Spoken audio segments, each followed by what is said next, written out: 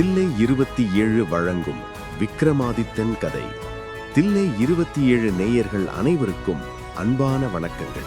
எந்த வயசுல இந்த கதையை கேட்டாலும் கேட்க கேட்க திகட்டாத ஒரு அற்புதமான காவியம்தான் விக்ரமாதித்தன் கதைகள். இந்த ஆடியோ புக்கை நம்ம தில்லை 27 சேனல்ல கேட்கணும்னு நிறைய நண்பர்கள் ஆர்வமா கேட்டிருந்தீங்க. இதோ உங்களுக்காக ஒரு பிரம்மாண்டமான பயணத்தை தொடங்குறோம். உங்க ஹெட்போன்ஸை மாட்டிக்கோங்க, கண்களை மெதுவா மூடிக்கோங்க. நான் சொல்ல போற ஒவ்வொரு காட்சியையும் அப்படியே உங்க மனக்கண்ணுல ஓட்டி பாருங்க. நாம இப்போ ஒரு 1000 வருஷத்துக்கு முன்னாடி இருந்த அந்த பழமையான இந்தியாவுக்கு போக போறோம். உஜ்ஜயினியின் கம்பீரம். புராண காலத்திலிருந்தே உஜ்ஜயினி ராஜ்யம் ஒரு சொர்க்கம் மாதிரி சொல்லுவாங்க. கிருஷ்ண பரமாத்மாவும் பலராமரும் தங்களோட குருகுல வாசத்தை முடிச்சது இந்த புனிதமான மண்ணில தான். அந்த ஊரே கலைகளாலும் செல்வத்தாலும் ஜொலிச்சுக்கிட்டு இருந்துச்சு. பல காலத்துக்கு பிறகு அந்த நாட்டை போஜராஜன் அப்படிங்கிற மன்னன் ஆண்டு வந்தான். போஜராஜன் ஒரு வீரர் மட்டும் கிடையாது, அவர் ஒரு பெரிய புலவர், அறிவாளி. தன்னோட நாட்டை ரொம்ப பெருமையா நினைச்சார். அவருக்கு ஒரு ஆசை இருந்துச்சு. இந்த உலகமே போற்றும்படியான ஒரு ஆட்சிய தன் மக்களுக்கு கொடுக்கணும்னு நினைச்சார். ஆனா விதி அவருக்கு ஒரு பெரிய ரகசியத்தை வச்சிருந்தது. எல்லை கிராமத்து கண்ணீர். ஒரு நாள் காலையில உஜ்ஜயினி அரண்மனைக்கு முன்னாடி ஒரு பெரிய கூட்டமே வந்து நிக்கிறாங்க. எல்லாரும் எல்லைப்புற கிராமத்திலிருந்து வந்தவங்க. அவங்க முகத்துல ஒரு பயம், ஒரு கவலை. அரசே, எங்களை காப்பாத்துங்க, நாங்க தினம் தினம் செத்துட்டு இருக்கோம். காட்டு மிருகங்கள் எங்க குழந்தைகளை தூக்கிட்டு போகுது, ஆடு மாடுகளை கொன்னு சாப்பிடுது, நிம்மதியா ஒரு நிமிஷம் கூட தூங்க முடியலன்னு அழுது புலம்புறாங்க. மக்களோட கண்ணீரை பார்த்ததும் போஜராஜன் மனசு துடிச்சு போச்சு. கலங்காதீங்க என் மக்களே, ஒரு அரசன் இருக்கிற நாட்டுல மக்கள் பயப்படக்கூடாது. நானே நேர்ல வர்றேன், அந்த மிருகங்களை வேட்டையாடி உங்க துயரத்தை அடியோடு முடிக்கிறேன்னு சொல்லி உடனே தன் படை வீரர்களோட காட்டுக்கு கிளம்புறார். அந்த மர்மமான சோழ கொள்ளை. ஒரு வார காலம் காடு மேடெல்லாம் அலைஞ்சு கொடிய மிருகங்களை வேட்டையாடுறாரு போஜராஜன். வேட்டை முடிஞ்சு களைப்பா திரும்பி வரும்போது உஜ்ஜயினி எல்லையில ஒரு பச்சை பசேல்னு இருக்கிற பெரிய சோழ கொள்ளை தெரியுது. அங்க ஒரு உயரமான மேடு, அது மேல ஒரு பரன் அப்படிங்கிற ஒரு வைக்கோலால வேயப்பட்ட சின்ன மேடை அமைச்சு ஒரு சாதாரண ஏழை இளைஞன் காவல் காத்துட்டு இருக்கான். அந்த பையன் தூரத்துல வர்ற ராஜாவையும் மந்திரிகளையும் பார்த்துட்டு, அரசே, ரொம்ப தூரம் களைப்பா வர்றீங்க போல, இங்க வாங்க, எங்க தோட்டம் முழுக்க சோளம் விளைஞ்சு நிக்குது, இது எல்லாம் இறைவனோட அருள், நீங்களும் உங்க வீரர்களும் உள்ள வந்து மனதார சாப்பிட்டு பசியாறிட்டு போங்கன்னு ரொம்ப பெரிய மனுஷன் மாதிரி பேசுறான். அவன் பேச்சு கேட்டு ராஜாவும் மந்திரிகளும் ஆச்சரியப்படுறாங்க.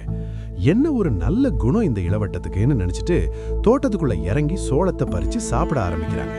ஆனா அந்த பையன் அந்த பரன் மேல இருந்து கீழே இறங்கி வந்த உடனே அவன் முகம் அப்படியே மாறிடுச்சு. ஏய், யார்கிட்ட கேட்டு என் தோட்டத்துக்குள்ள நுழைஞ்சிங்க? உங்களை யார் உள்ள விட்டது? 7 வயத்துல அடிக்கிறீங்களே, இதெல்லாம் நியாயமா? உடனே வெளியே போங்கன்னு பயங்கரமா கத்த ஆரம்பிக்கிறான்.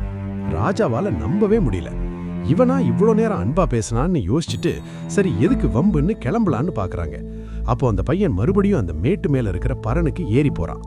ஏறி உட்காந்த அடுத்த நிமிஷம் மறுபடியும் அவங்கிட்ட அந்த பழைய அன்பு வந்துருச்சு. மன்னா, தயவு செஞ்சு மன்னிச்சிருங்க, ஏன் கிளம்புறீங்க? இன்னும் நிறைய சோளம் இருக்கு, சாப்பிட்டு போங்கன்னு ரொம்ப உருக்கமா கேக்குறான்.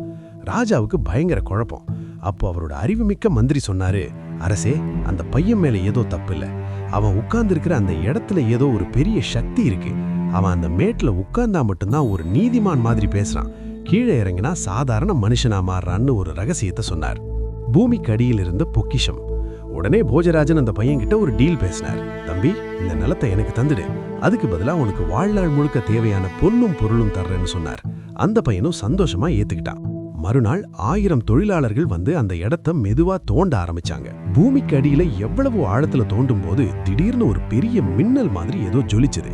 அங்க ஒரு பிரம்மாண்டமான சிம்மாசனம், நவரத்தினங்கள் இழைக்கப்பட்ட தங்க சிம்மாசனம். அதை தாங்கி பிடிக்க 32 படிகள், ஒவ்வொரு படியிலையும் ஒரு அழகான பதுமை சிலை இருந்துச்சு. அந்த சிலைகள் எல்லாம் அப்படியே உயிர் உள்ள மாதிரி செதுக்கப்பட்டிருந்தது. இதை பார்த்ததும் போஜராஜன் அப்படியே சிலையாகி நின்னுட்டார்.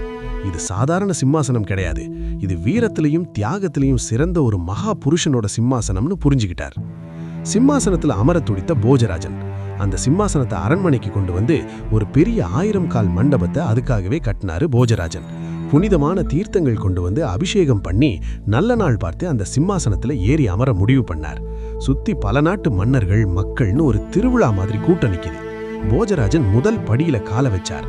அப்போதான் அந்த அதிசயம் நடந்தது. அங்க இருந்த 32 பதுமைகளும் ஒரே நேரத்துல கலகலன்னு சிரிக்க ஆரம்பிச்சது. அந்த சிரிப்பு ஏளனமா இருந்துச்சு. போஜராஜன் திடுக்குன்னு நின்னுட்டார். ஏன் சிரிக்கிறீங்கன்னு கேட்டாரு. முதல் படியில் இருந்த சுகேசிங்கிற பதுமை பேச ஆரம்பிச்சது. போஜராஜா, நில்லு. இந்த சிம்மாசனத்துல உட்காரணும்னா அதுக்கு தகுதி வேணும். இது எங்க சக்கரவர்த்தி விக்ரமாதித்தனோட சிம்மாசனம். அவரோட வீரத்திலையும் அறிவிலையும் கொடையிலையும் ஒரு துளி அளவு கூட உன்கிட்ட கிடையாது. அவரோட கதையை கேளு. அதை கேட்ட பிறகு உனக்கே புரியும் உனக்கு இந்த தகுதி இருக்கா இல்லையான்னு.